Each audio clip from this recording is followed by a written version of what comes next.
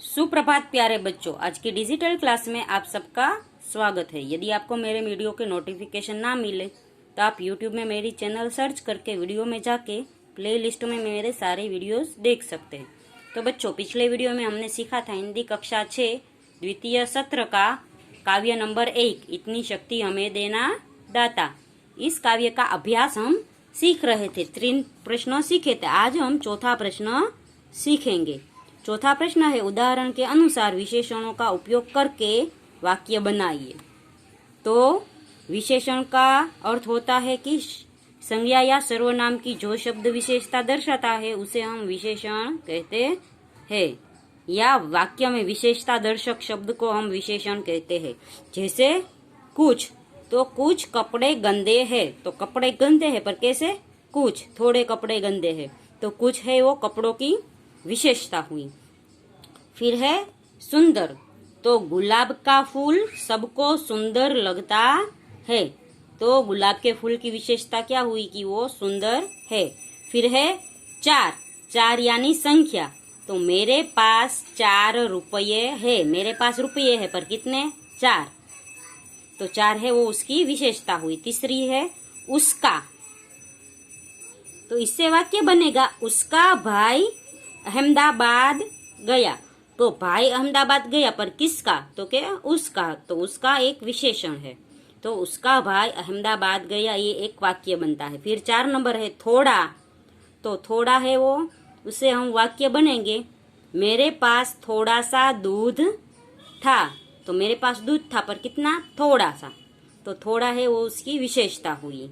फिर 5 नंबर है लाल, तो इससे वाक्य बनेगा दीदी को लाल गुलाब पसंद है, तो दीदी को गुलाब पसंद है पर गुलाब के तो कई रंग है, पर दीदी को है वो लाल गुलाब पसंद है, तो लाल है वो गुलाब की विशेषता हुई।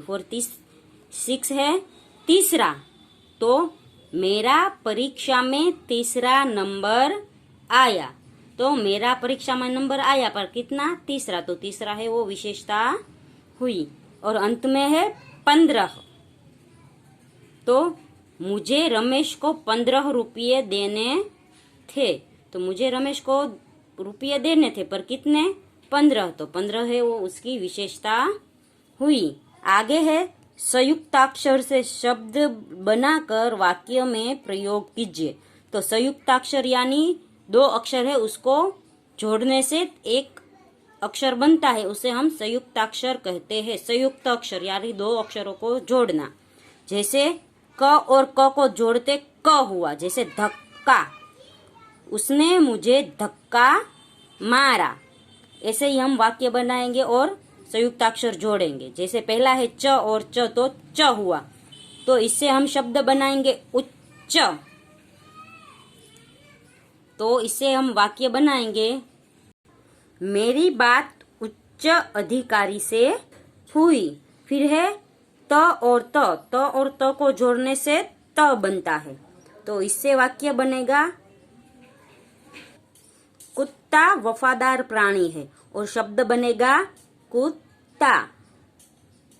फिर आगे है न और न, और न और न से न बनता है, और उसके शब्द बनेगा अन्न, और वाक्य बनेगा अन्न खेत में उगता है। फिर है 4 नंबर का द और ध, तो उससे शब्द बनता है, अक्षर बनता है ध, और शब्द बनेगा युद्ध, और वाक्य बनेगा युद्ध सभी के लिए हानिकारक होता है। फिर 5वां नंबर है द और व, तो उससे अक्षर बनेगा द्व, और शब्द बनेगा विद्वान, और वाक्य बनेगा वह विद्वान पुरुष है। फिर 6 नंबर का है श और व, तो उससे अक्षर बनेगा श्व, और शब्द बनेगा विश्व। विश्व में शांति होनी चाहिए, ये एक वाक्य बना। फिर 7 नंबर का है ह और य, तो अक्षर बनेगा य, और उससे हम शब्द बनाएंगे सह्य, तो आज है वो वाक्य बनेगा भगवान है वो सबको सह्य शक्ति देता है, यानी सहन करने की शक्ति देता है।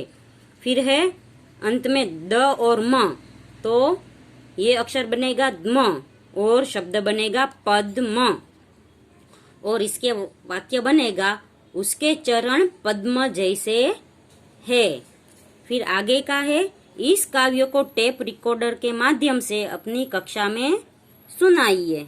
तो ये काव्य है वो आपको YouTube में सर्च करेंगे तो काव्य मिल जाएगा, आपको सुनना है।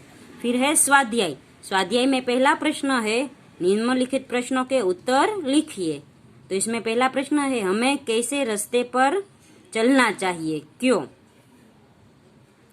तो हमें है वो नेकी के रास्ते पर चलना चाहिए, यानी अच्छाई के रास्ते पर चलना चाहिए, क्योंकि इससे हमारा जीवन है वो सुखमय और शांतिमय बनता है। फिर दूसरा है, आने वाला कल कैसा होगा? तो उसका जवाब है, आने वाला कल बीते हुए कल से अच्छा होगा। तीसरा प्रश्न है, हम ईश्वर से कैसी जिंदगी की कामना करते हैं? तो हम ईश्वर से कामना करते हैं कि वह हमें जितनी भी जिंदगी दे वह भली जिंदगी दे। फिर पांचवा प्रश्न है, चौथा प्रश्न है, हमारे मन में कैसी भावना नहीं होनी चाहिए? तो हमारे मन में किसी से बदला लेने की भावना नहीं होनी चाहिए। पांचवा प्रश्न है, हमें किसके बारे में सोचना चाहिए?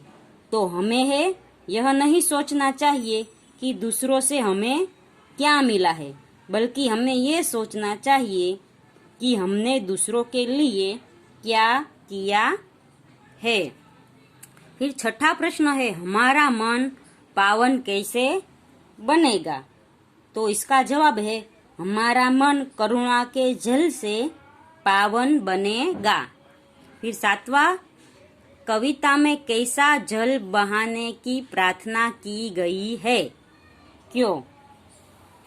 तो कविता में करुणा का जल बहाने की प्रार्थना की गई है, क्योंकि उससे हम सबका मन पवित्र बनेगा। फिर आगे का प्रश्न है, किसकी रचना का अंत नहीं होना चाहिए? तो ईश्वर की बनाई गई अथवा ईश्वर की बनाई हुई रचना का अंत नहीं होना चाहिए। तो बच्चों, इस वीडियो में हम यहाँ तक का स्वाध्याय सीखेंगे। अगले वीडियो में हम आगे के प्रश्न सीखेंगे। तब तक के लिए गुड बाय, टेक केयर।